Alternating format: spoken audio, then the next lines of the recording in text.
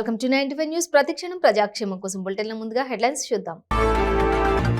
ఓటర్లు బాధ్యతగా బయటకు వచ్చి ఓటును వినియోగించుకోవాలి. శాంతి భద్రతలకు విఘాతం కలిగిస్తే కఠిన చర్యలు తప్పవన్న సిపి సందీప్ శాండిల్య. ప్రజల్లో చైతన్యం నింపి ఎన్నికల్లో ఓటు వేసేందుకు వీలుగా ఫ్లాగ్ మార్చ్. భద్రాచలం పోలీస్ శాఖ ఆధ్వర్యంలో పట్టణంలోని పోలీసులు ఫ్లాగ్ మార్చ్. ఎన్నికలలో మైక్రో అబ్జర్వర్ల విధులు కీలకం. మెదక్ జిల్లా కలెక్టర్ కార్యాలయంలో 2వ విడత శిక్షణ కార్యక్రమం ఏర్పాటు. వనపర్తి జిల్లా అల్వాలా గ్రామ సమీపంలో మద్యం పట్టివేత. అడ్డుకోబోయిన కాంగ్రెస్ నేత రాచాల యుగంధర్ గౌడ్ పై దాడి. ఇక డీటెయిల్స్ చూస్తే హైదరాబాద్ ప్రజలు శాంతి ప్రేమికులు. ప్రజాస్వామ్యంలో కీలకమైన ఎన్నికలు ప్రశాంత వాతావరణంలో జరిగేలా ప్రతి ఒక్కరూ సహకరించాలి. రాష్ట్రంలోని ఇతర జిల్లాలతో పోల్చితే నగరంలోని కేవలం 40 నుంచి 50% ఓటింగ్ నమోదవుతుంది. ఓటర్లు బాధ్యతగా బయటకు వచ్చి ధైర్యంగా ఓటు హక్కు వినియోగించుకోవాలని నగర పోలీస్ కమిషనర్ సందీప్ శాండిల్య కోరారు. ప్రతి చోట ప్రశాంత వాతావరణంలో ఓటు వేసేందుకు అనుకూల వాతావరణం ఉండేలా చర్యలు తీసుకున్నామని తెలిపారు. 40 కంపెనీల కేంద్ర సాయుధ బలగాలు రంగంలోకి దిగాయని తెలిపారు. అవాంఛనీయ ఘటనలు చోటు చేసుకోకుండా పోలీస్ పికెటింగ్, క్యూఆర్టీ బృందాలు ఉన్నాయని, 370 మొబైల్ యూనిట్లు విధుల్లో ఉన్నాయని, పోలింగ్ కేంద్రాల వద్ద తలెత్తే నేర సంఘటనలను ప్రజలు డయల్ 100 ద్వారా సమాచారం ఇవ్వాల్సిందని సిపి కోరారు. शुरू करें. ओके, आप सबको नमस्ते. सो हम ओवरऑल सिचुएशन हैदराबाद सिटी का फोर्थ और अभी तक जो भी हमने काम किया है उसके बारे में आपको 2 मिनट के लिए बताना चाहते हैं. सो अभी आप सबको मालूम है कि बहुत सारे central union ministers, political parties के leaders, chief ministers of different states, deputy chief ministers of different states and Amit Shah ji and all these lot of leaders from different political parties have visited Hyderabad and हमारा city police का जो भी officers है उन्होंने बहुत अच्छा बंदोबस्त किया एंड किसी को सिक्योरिटी और उसकी वजह से कुछ भी तकलीफ नहीं हुआ. अभी और 40-45 मिनट्स हैं तो वो भी हमारा जो भी लीडर्स बाहर से आए हैं वो बंदोबस्त भी ख़त्म हो जाएगा. अभी तक हैदराबाद सिटी में ऑलमोस्ट 63 करोड़ रुपीस के कैश, लिकर और प्रेशियस मेटल सीज हुए हैं. एंड अभी तक हम 2400 वारंट्स NBWs एग्जीक्यूट किए हैं. पूरे NDPS एक्ट केसेस में, बॉडीली ऑफेंसेस केसेस में अभी हमारे पास कोई भी पेंडिंग NBW नहीं है. अब जो हमारे पास अब कोई भी पेंडिंग NBW नहीं है बॉडीली ऑफेंस केसेस में. आर्म्स डिपॉजिट जो भी हमारे पास आर्म्स लाइसेंस ही हैं, almost all the weapons we have deposited in the local the shops and अपना ये जो आर्मरीज है ना उसके अंदर वेपन्स डिपॉजिट हो गए हैं. Rowdy sheeters every day we have 1600 rowdy sheeters. Hyderabad city 7 zones has got 1600 rowdy sheeters. Every day we are checking around 600.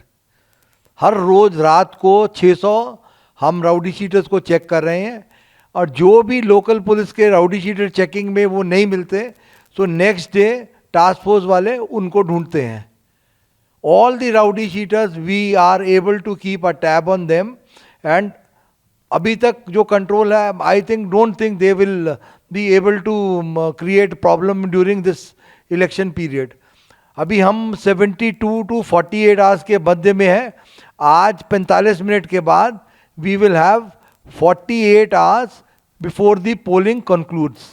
तो ये दो మావోయిస్టు ప్రభావిత ప్రాంతమైన భద్రాచలం నియోజకవర్గంలో ప్రజలు నిర్భయంగా ఓటు వేసేలా వారిలో మనోధైర్యం నింపేందుకు భద్రాచలం పోలీస్ శాఖ ఆధ్వర్యంలో పోలీసులు 141 బెటాలియన్ కి చెందిన సిఆర్పిఎఫ్ బలగాలతోటి ఫ్లాగ్ మార్చ్ నిర్వహించారు. భద్రాచలం ఏఎస్పీ పారితోష్ పంకజ్ ఆధ్వర్యంలోని ఈ కార్యక్రమం జరిగింది. ఈ సందర్భంగా ఏఎస్పీ పారితోష్ పంకజ్ మాట్లాడుతూ ప్రజల్లో చైతన్యం నింపి ఎన్నికల్లో ఓటు వేసేందుకు వీలుగా ఫ్లాగ్ మార్చ్ నిర్వహించామని అన్నారు.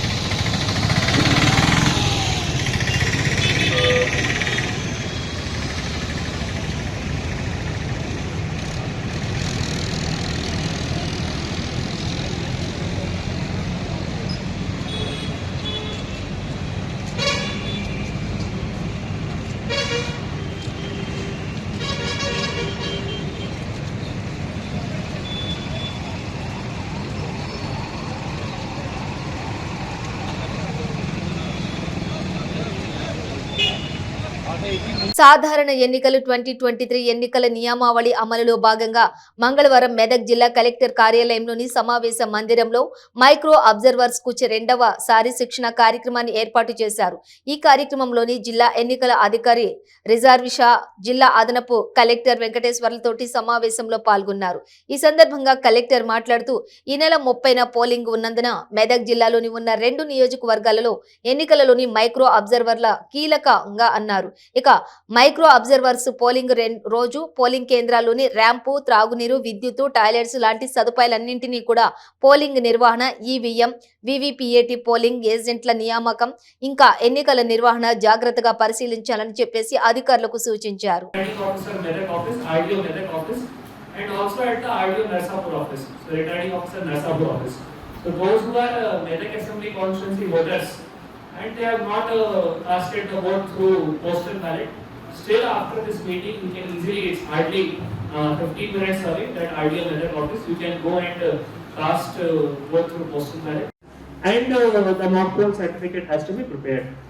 Then one more important thing is, before the start of actual poll, we should see that form 17A, no name is written, and total button, when we press on the control unit, it should show 0. So it means that no one has casted the vote till now. So on the basis of requirement, on the basis of finalization of critical polling stations, micro observers strength might reduce. So the list of critical polling stations is finalized only yesterday. Okay. So that's why the list automatically have to attend, so we could not be present at that time. So that's why we are having in the afternoon. And also there have been some inconvenience to few of you, not many of you, to few of you when you went for casting the postal ballot.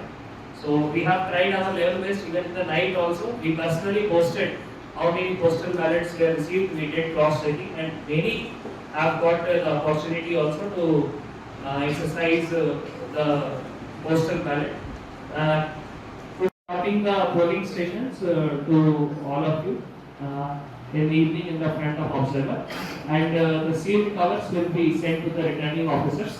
So already you know which assembly constituency you have been allotted to, because yesterday we have in the morning only, in fact in morning only I posted again that which assembly constituency you have been allotted. Wanaparthy జిల్లా పెద్దమందడి మండలం అల్వాల గ్రామ సమీపంలో అర్ధరాత్రి ఓ లారీలో భారీ మొత్తంలో తరలిస్తున్న అక్రమ మద్యాన్ని పోలీసులు పట్టుకున్నారు. మద్యం తరలిస్తున్నారనే సమాచారంతో అడ్డుకోబోయిన కాంగ్రెస్ నేత రాచాల యుగంధర్ గౌడ్ పై దాడికి పాల్పడి అక్కడి నుండి మద్యం తరలిస్తుంటే వనపర్తి జిల్లా ఎస్పీకి సమాచారం అందించడంతో పోలీసులు వెంబడించి మద్యం తరలిస్తున్న లారీని అదుపులోకి తీసుకున్నారు.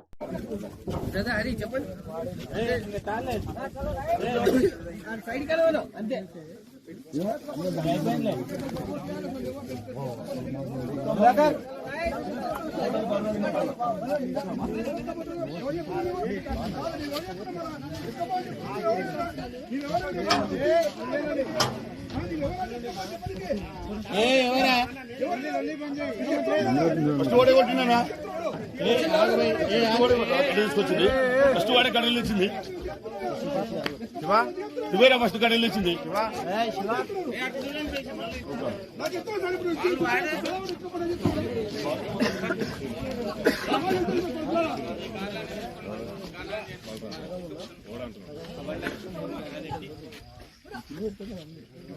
లెక్క పెట్టాలి సార్, మొత్తం లెక్క పెట్టినా కదా సార్. లేదు మొత్తం లెక్క పెట్టినా లెక్క పెట్టాల్సిన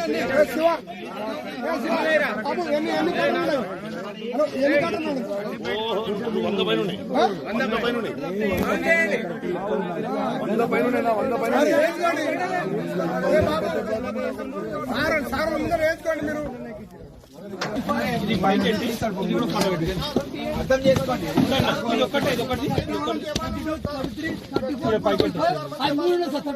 ఒక్క నిమిషం.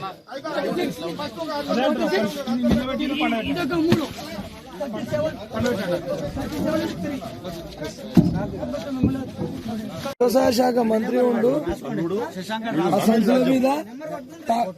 ఆ సంచుల మీద సంచుల తోటి వడ్లకు పంపే సంచుల మీద మందు పంపిస్తున్నాడు ఒక వ్యవసాయ శాఖ మంత్రి. ఇదే ఆయన నైతిక విలువ?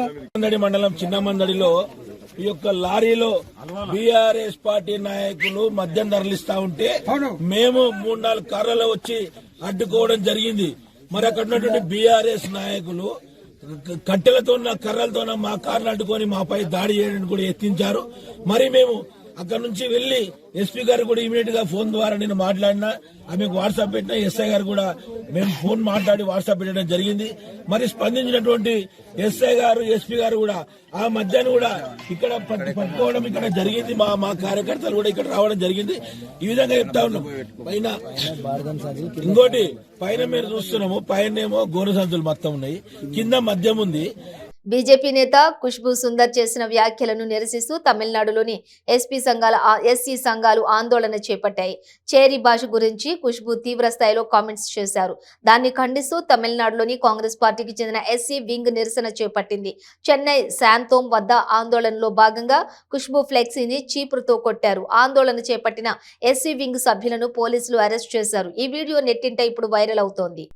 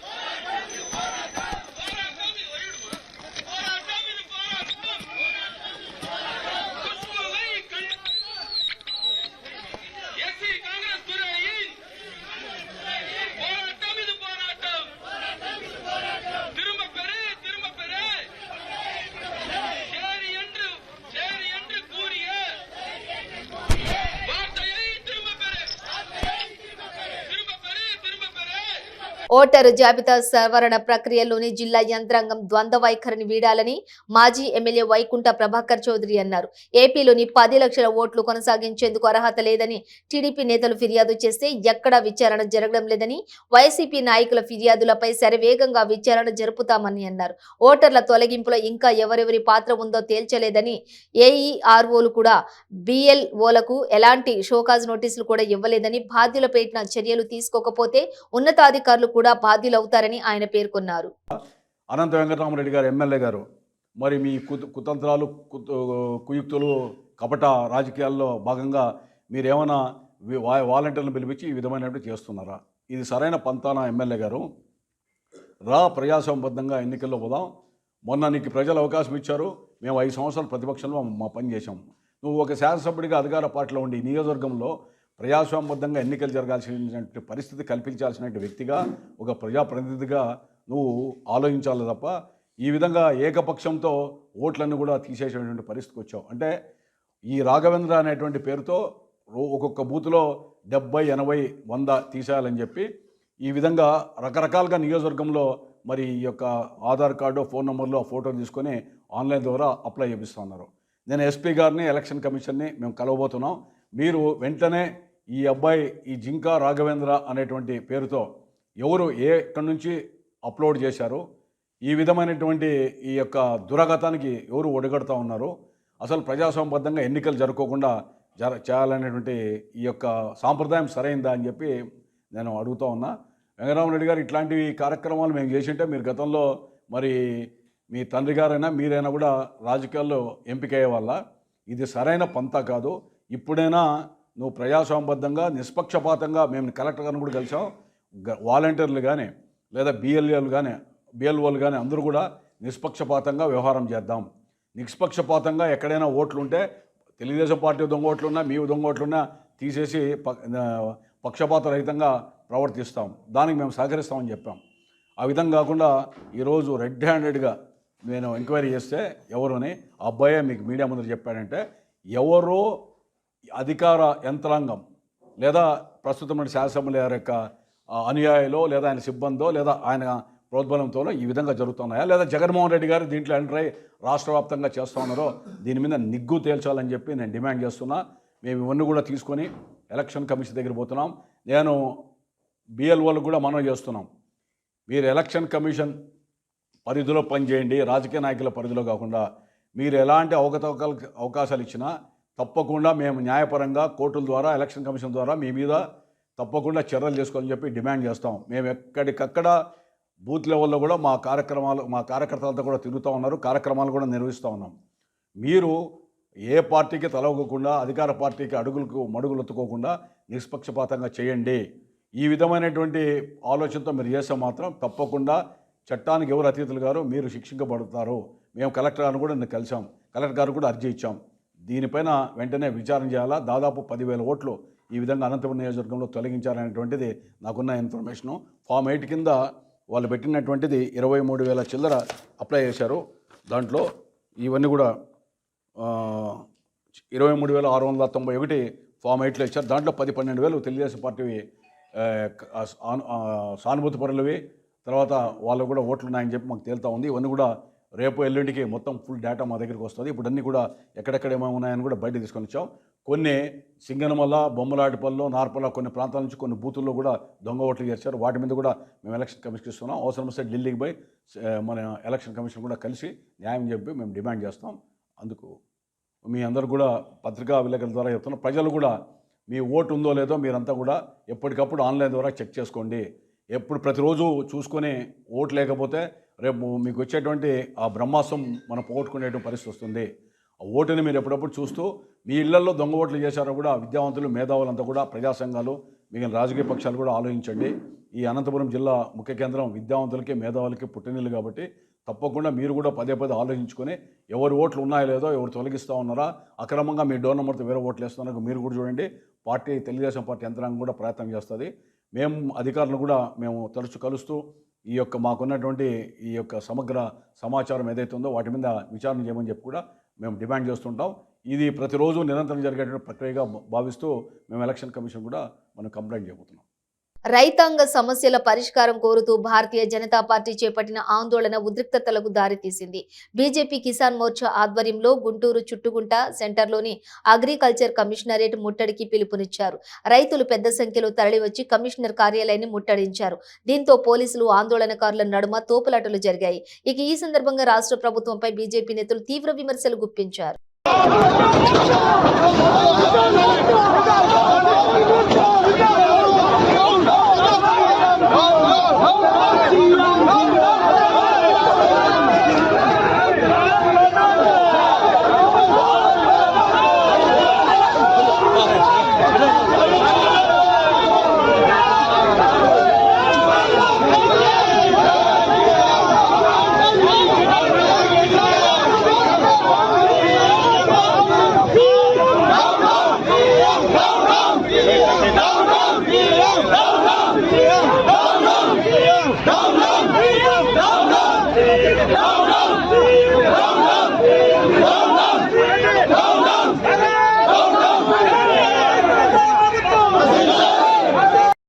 విశాఖ జూ పార్క్ లో విషాదం చోటు చేసుకుంది.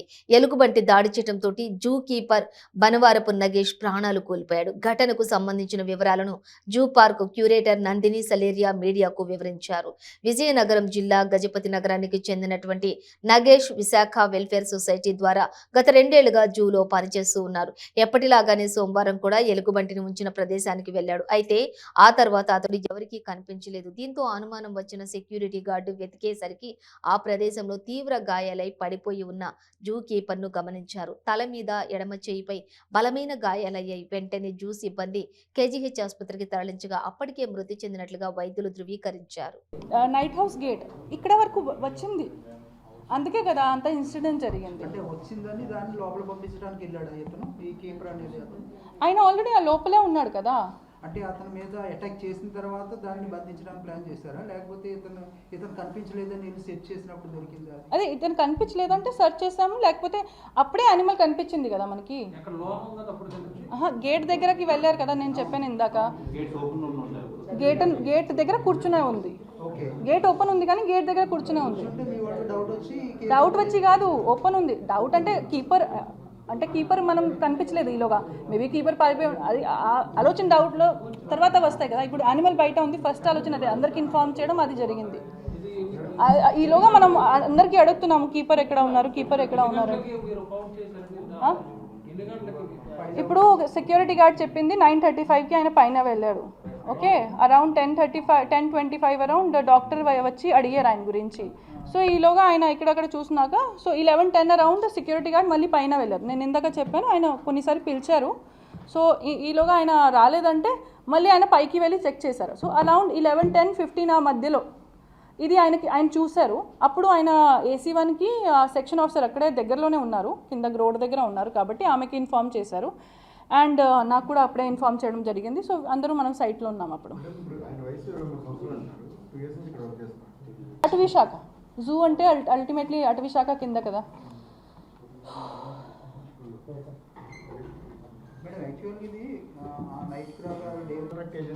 అంటే విశాఖ వెల్ఫేర్ సొసైటీ 2 years నుంచి మన దగ్గర పనిచేస్తున్నారు ఆయన. అలా ఏం లేదు అండి, ఇప్పుడు కూడా మీరు ఆ యానిమల్ని చూస్తే చాలా కామ్గా ఉంటుంది. బేసికల్గా ఏంటంటే మేబీ ఆ యానిమల్ బయటకి వచ్చేసింది అంటే మేబీ ఆయన ద్వారా డోర్ ఓపెన్ ఉండిపోయింది. సో మనమేమి ఇప్పుడు అన్నీ మన ఇంటర్ప్రిటేషనే కదా, జరిగింది ఏంటి అది మనం చెప్పలేం. కానీ వాట్ ఎవర్ అక్కడ ఉన్న పరిస్థితి, అక్కడ ఉన్న ఎవిడెన్సెస్ బట్టి ఇన్ఫరెన్స్ ఏం చేయగలుగుతున్నామంటే దట్ మేబీ ఆ డోర్ ఓపెన్ అయి ఉండిపోయింది కాబట్టి అండ్ ఇతను లోపలికి వెళ్ళిపోయారు నైట్ కేజ్కి క్లీనింగ్ చేసుకోవడానికి. అండ్ ఈలోగా యానిమల్ వచ్చేసింది. సో మేబీ ఆ యానిమల్ని ఏదో భయపెట్టడానికి ఆ పైప్, ఏదో డ్రైన్ పైప్ అన్నాను, అది బయట నుంచి తీసుకొచ్చాడు. సో ఆ పైప్ని మేబీ అలా భయపెట్టాడు, ఏదైనా చేశారంటే అప్పుడు యానిమల్ యాంగ్షియస్ అయ్యి ఏదైనా అటాక్ చేసిందంటే అది కొద్దిగా మనం ఇన్ఫర్ చేస్తున్నాము ఇప్పుడు ఉన్న పరిస్థితుల్లో. సీసీ ఫుటేజ్ లేదు యాక్చువల్గా, మనం కొత్త CCTVs ఆల్రెడీ ఇన్స్టాల్ చేయడం జరిగింది. కానీ అక్కడ కనెక్షన్ గురించి కొద్దిగా అక్కడ చాలా పైన ఉంది. సో సిమ్స్ కూడా ఇక్కడ నెట్వర్క్ ఇష్యూస్ కూడా ఉన్నాయి కాబట్టి సిమ్స్ కూడా ఇన్స్టాల్ చేయడం జరిగింది, కానీ అక్కడ నెట్వర్క్ రావడం లేదు. సో జియో వాళ్ళతో కూడా దీని గురించి మాట్లాడింది కాబట్టి అది వర్కౌట్ చేస్తున్నాం. CCTV ఫుటేజ్ అయితే ఇప్పుడు లేదు. ఏంటండి 23 అండి, 23 ఏంటన్నారు ఇందాక గజపతి నగరం, పార్వతీపురం. విజయవాడ భవానీపురంలోని ఎన్టీఆర్ జిల్లా వైసీపీ కార్యాలయంలో మంగళవారం మహాత్మా జ్యోతిరావు పూలే వర్ధంతి కార్యక్రమాన్ని నిర్వహించారు. ఈ కార్యక్రమంలోని పశ్చిమ ఎమ్మెల్యే వెల్లంపల్లి శ్రీనివాస్ పాల్గొని పూలే చిత్రపటానికి పూలమాలలు వేసి ఘన నివాళులు అర్పించారు. అనంతరం వెల్లంపల్లి మాట్లాడుతూ మహాత్మా జ్యోతిరావు పూలే ఆశయాలను జగన్మోహన్ రెడ్డి ముందుకు తీసుకువెళ్తున్నారని అన్నారు. కొద్ది రోజులు గ్యాప్ వచ్చిందన్నమాట, బ్రహ్మానందం కార్యక్రమానికి కొంచెం గ్యాప్ వచ్చింది, మళ్ళీ కమెడియన్ బిగినైంది. ప్రతి నెల అమ్మకు 100 ఇస్తాడట, ముగ్గురికి ఇస్తే 90,000 అవుతుందంట. నేను చూసే మనంతా కూడా చూసేవన్నీ కూడా అయ్యంత నిజమో ఇది కూడా అంత నిజం. ఇప్పుడు నారా లోకేష్ గారు చెప్తున్నారు కదా, ఒకరికి ఇస్తే 15,000, ఇద్దరికి ఇస్తే 30,000, ముగ్గురికి ఇస్తే 90,000 అని చెప్పారు కదా. వాటిలో ఎంత నిజం ఉందో అతను మాట్లాడిన దాంట్లో కూడా అదే నిజం ఉంది. ఎందుకంటే అమ్మకు 100, అమ్మఒడికి కాపీ కొట్టడమే కదా అది.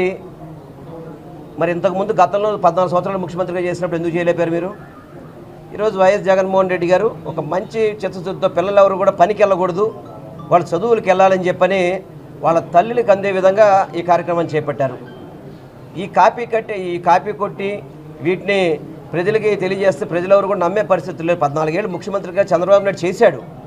అప్పుడు ఏదైనా కనుక ఇట్లో ప్రాధాన్యత ఇచ్చుంటే ప్రజలు నమ్మేవాళ్ళు. ఈరోజు జగన్మోహన్ రెడ్డి గారి పథకాలని కాపీ కొట్టి జగన్మోహన్ రెడ్డి గారి పథకాల ద్వారా ముందుకెళ్దాం అనుకుంటే ప్రజలు కూడా జగన్మోహన్ రెడ్డి గారిని తీసుకెళ్తారు తప్ప మీతో అవసరం ఉంది ఆయనకి. చంద్రబాబుతో ప్రజలకు అవసరమే ఉంది. జగన్మోహన్ రెడ్డి గారి పథకాలకు నడిపేటప్పుడు చంద్రబాబు పనే ఉంది. నారా లోకేష్ని రాజకీయాల్లో ఒక కమెడియన్గా చూస్తున్న సంగతి మీ అందరూ కూడా అర్థం చేసుకోవాలి. బులెటిన్ ముగించే ముందు హెడ్లైన్స్ మరోసారి. ఓటర్లు బాధ్యతగా బయటకు వచ్చి ఓటును వినియోగించుకోవాలి. శాంతి భద్రతలకు విఘాతం కలిగిస్తే కఠిన చర్యలు తప్పవన్న సిపి సందీప్ శాండిల్య. ప్రజల్లో చైతన్యం నింపి ఎన్నికల్లో ఓటు వేసేందుకు వీలుగా ఫ్లాగ్ మార్చ్. భద్రాచలం పోలీస్ శాఖ ఆధ్వర్యంలో పట్టణంలోని పోలీసులు ఫ్లాగ్ మార్చ్. ఎన్నికలలో మైక్రో అబ్జర్వర్ల విధులు కీలకం. మెదక్ జిల్లా కలెక్టర్ కార్యాలయంలో 2వ విడత శిక్షణ కార్యక్రమం ఏర్పాటు. వనపర్తి జిల్లా అల్వాల గ్రామ సమీపంలో మద్యం పట్టివేత. అడ్డుకోబోయిన కాంగ్రెస్ నేత రాచాల యుగంధర్ గౌడ్ పై దాడి. ఇవి బులెటిన్ డీటెయిల్స్. చూస్తూనే ఉండండి 95 న్యూస్.